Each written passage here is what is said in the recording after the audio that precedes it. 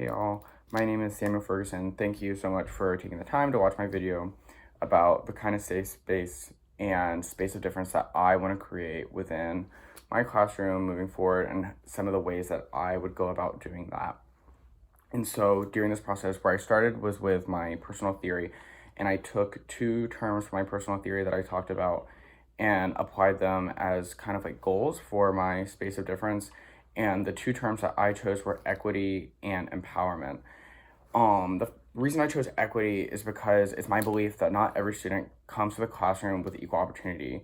And therefore, it's my job as an educator to recognize these injustices, whether they be systemic or circumstantial, and learning to combat those as an educator so that every student has the ability to succeed in my classroom and that differences are not looked at as that, but also looked at as a way of understanding each other and understanding maybe some of the hardships that these differences can cause or that come from the differences that come from those hardships.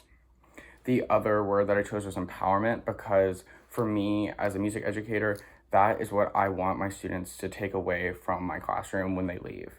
Music is all about communicating, and every day students get to come to my classroom and get the opportunity to do just that.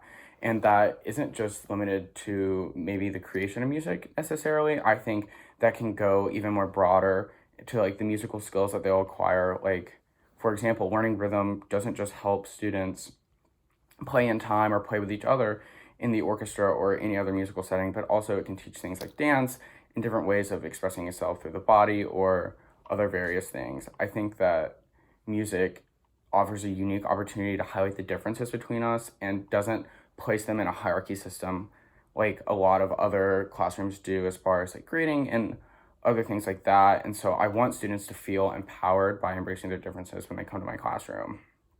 And so those are my kind of two goals for creating a space of difference. And one way of making sure both of these goals from my personal theory are achieved is to make my classroom a space of difference. This is a space where differences that don't normally interact with each other are brought together.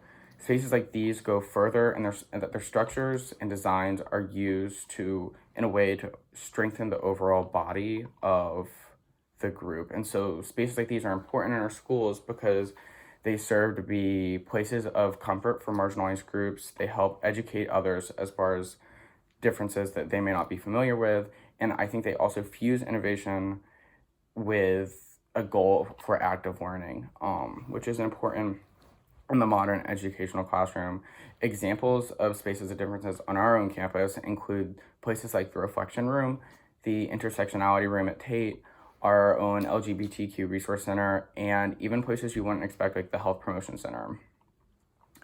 When designing my own space of difference, I wanted to tailor to the classroom that would most accurately reflect my education situation in the future, and so that would be the music classroom for me. I think the music classroom is unique in its ability to serve as a space of difference in that it does not inherently section off students in the way that other classrooms do, like based on things like whether they're gifted or not or their age. And innately, it actually brings people together through a love of performing music. I plan on using my music classroom as a space of difference, both in and out of the class. I think music is unique in its ability to engage the community and the school through performance. So while I want the actual interior of my classroom to be a space of difference, I also want the impact of that space to go beyond the walls of my room. As far as the physical layout of the space, the chairs will be formed as if it were a traditional orchestra. However, in my class, I would want students to change seats every day. I would likely facilitate this through like maybe a numeric system where numbers can be placed in the stands or vice versa. So there's never a choice for students as to where they sit, and instead they're just changing every day. I wanted to do this because I feel like this allows students to play with different people every day, to interact with people every day, and to create with different people every day. And also, it kind of eliminates the hierarchy that is typically seen in the orchestra setting. So in the orchestra, generally, the stronger players sit at the front and the weaker players sit in the back. And overall, these players who generally sit in the front sit there because they have access to better equipment and private lessons.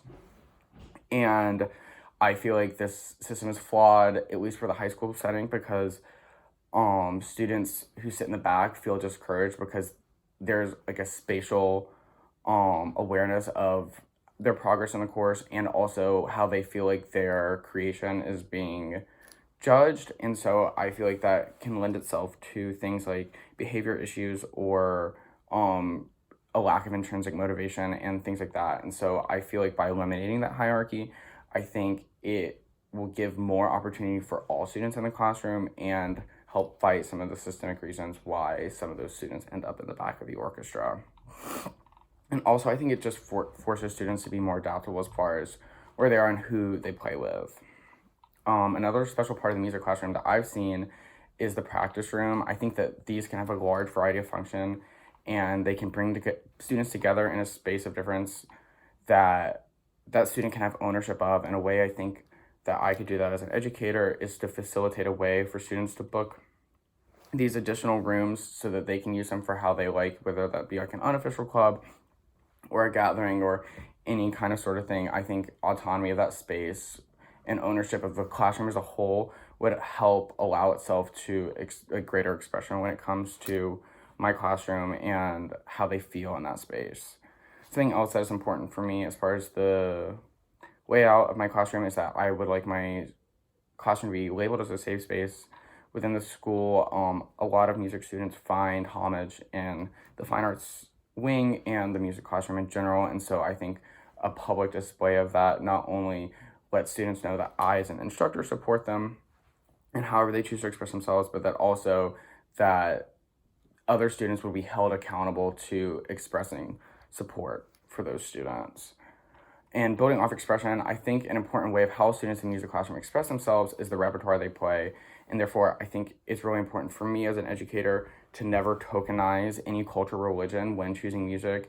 And rather, I want my music and the repertoire that I present to the community to always represent a variety of composers, cultures, and religions.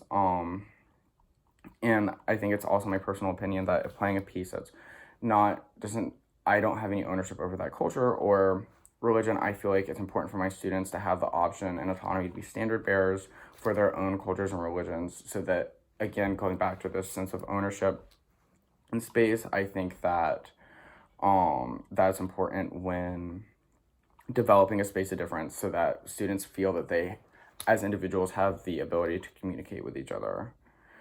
And then the last thing surrounding the culture of my classroom is developing the actual culture. I wanted the procedure of that to be directly tied with my main learning objectives for my classroom, which is expression. And I think part of doing this is letting students know that this classroom is like not a place where mistakes will be punished, and that also by eliminating the hierarchy system, that it truly is at the end of the day all about what students choose to express. I think a quote that really represented that for me was a quote from Beethoven that says, "To play a wrong note is insignificant, but to play without passion is excusable." And so that's kind of the way I want to guide the culture of my classroom and the feelings around learning in my classroom.